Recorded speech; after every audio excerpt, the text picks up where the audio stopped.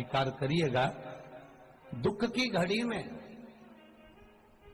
कोई आए चाहे ना आए, अगर आपने दिल से, कर्जा हो गया, समस्या विकट हो गई, तकलीफ बढ़ गई, दुख बढ़ गया, आप शंकर भगवान के मंदिर में जाकर, ये जरूरी नहीं है कि आप सीहोर आए या कहीं जाएं, आप तो आपके घर के पास में जो शिव मंदिर हो उस मंदिर में एक लोटा जल चढ़ाना चालू कर दो, तो धीरे धीरे दुख काटना प्रारंभ कर दे, काटेगा दुख।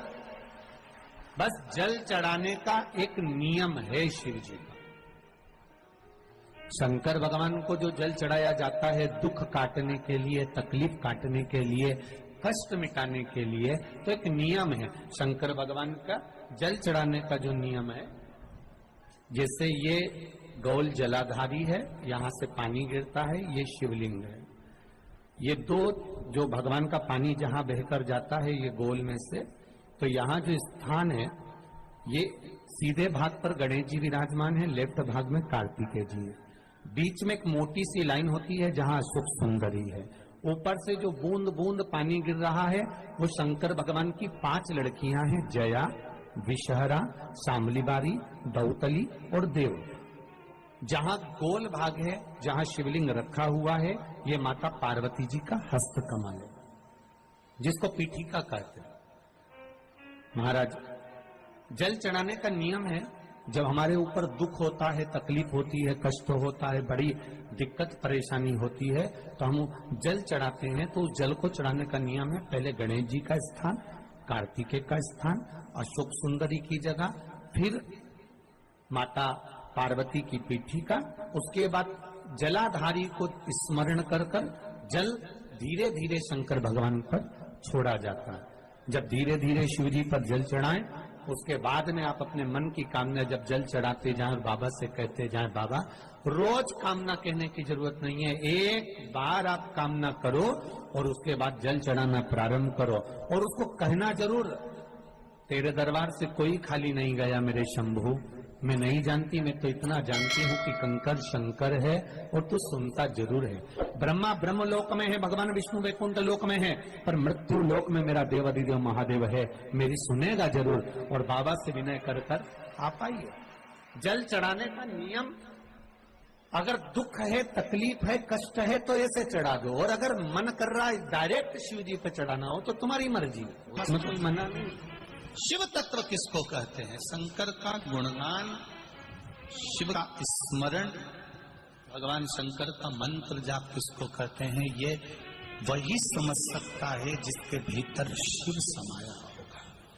और एक विश्वास के साथ आप लोगों से कहना चाहूंगा, जितने लोग आस्था पर कथा सुन रहे हो, जितने फेसबुक यूट्यूब पर सुन रहे हो, जितने लोग मालेगांव की ये पवित्र भूमि पर बैठकर कथा सुन रहे हो, आप दिल से उसकी कथा सुनना। इस वाणी का, इस व्यासपीठ का एक शब्द हो सकता है, हॉस्पिटल में पड़ा हुआ कोई व्यक्ति, कर्जे में डूबा हुआ कोई व्यक्ति, गलत व्यसन में पड़ा हुआ कोई व्यक्ति को आपके द्वारा निकली हुई वाणी से भी बाहर निकाल सकता है। जैसे उस माँ को कहा किसी ने, सियोर वाला महाराज कहता है एक बार चले तो जा शंकर जी के मंदिर में, उसने पत्र भी लिखा। जब वो सियोर वाला महाराज कहता है, चिल्ला चिल्ला कर कहता है, एक लोटा जल सारी समस्या का हल, तो जा। 7 साल में उस बच्चे की वाणी वापिस आ सकती है जो वाणी नहीं थी। जब वो वाणी मेरा महादेव दे सकता है, वो देखो उस माँ के चेहरे की खुशी, उस माँ के चेहरे की रौनकता, जिसका बेटा 7 साल बाद बोला हो, उसका आनंद देखिए कि कितना होगा, कितना आनंद होगा।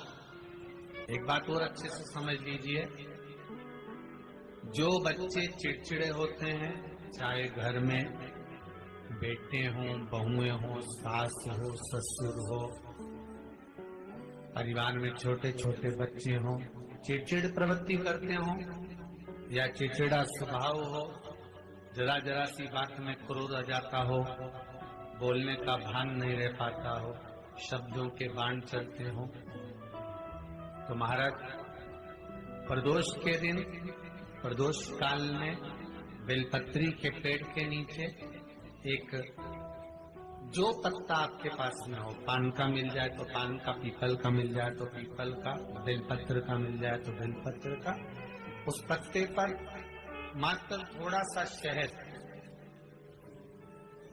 और 7 दाने चावल के रखकर घी का दिया लगा दो महाराज, और थोड़ा सा जल हाथ की अंजलि में लेकर भगवान देवाधिदेव महादेव का स्मरण कर कि इस बेलपत्री के वृक्ष के नीचे माता लक्ष्मी, पार्वती, सरस्वती विराजमान है।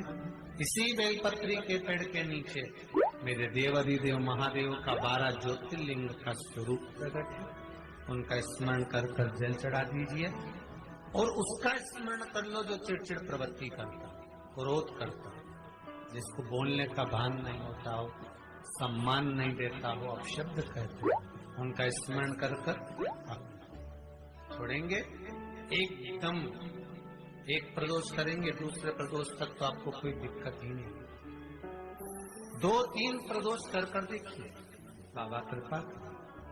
3 जगह पर अगर कोई बीमारी ऐसी हो गई कि वो समाप्त नहीं हो रही, बड़ी बड़ी तकलीफ, मतलब एक बार दवाई अगर चालू हो गई तो दवाई बंद ही नहीं हो रही है, तो उसके लिए आपको 3 जगह पर जल चढ़ाना प्रारंभ कर दो। मात्र 1 हफ्ते से ज्यादा चढ़ाना भी नहीं पड़ेगा। जैसे 1 हफ्ते आप टेबलेट लेते हो, गोली लेते हो, 1 हफ्ते चढ़ाना प्रारंभ कर दो। सबसे पहले बेलपत्री के पेड़ के नीचे क्या करना है, जल का पात्र लेना है, उसमें 2 दाने चावल के डालना, 2 दाने अक्षत के डालिए। पहले बेलपत्री के पेड़ के नीचे जाओ, वहां जल चढ़ाओ, फिर जाइए पीपल के वृक्ष के नीचे, वहां जल चढ़ाइए, आखिरी में